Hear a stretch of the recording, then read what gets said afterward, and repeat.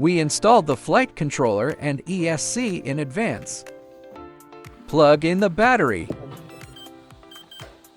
The ESC emits a continuous beep beep beep alarm sound because the throttle signal value is too high. As you can see, the transmitter is in normal condition.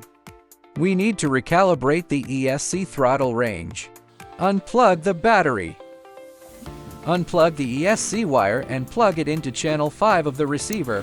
The white signal wire should face upward. Use channel 5 of the receiver to calibrate the throttle range.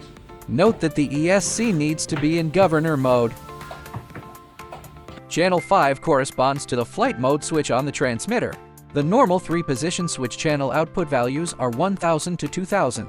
We need to set the maximum value to 1900 and the minimum value to 1100. Press and hold the unlock icon to unlock the screen.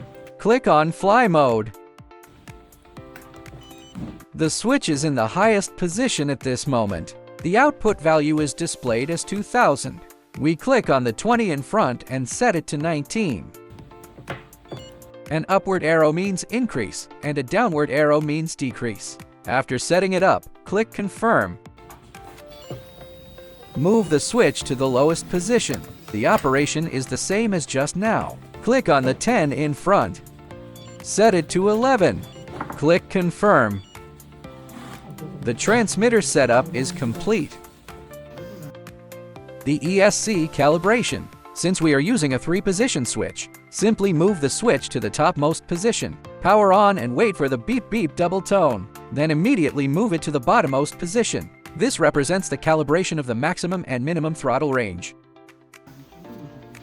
Power on the helicopter. At the beep beep double tone, immediately move the switch to the lowest position. Great, the calibration is complete. Disconnect the battery. We will reinstall the ESC wires and then power it on for testing.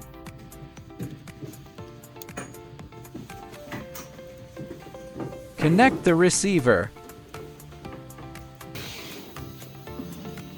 Plug in the power to test.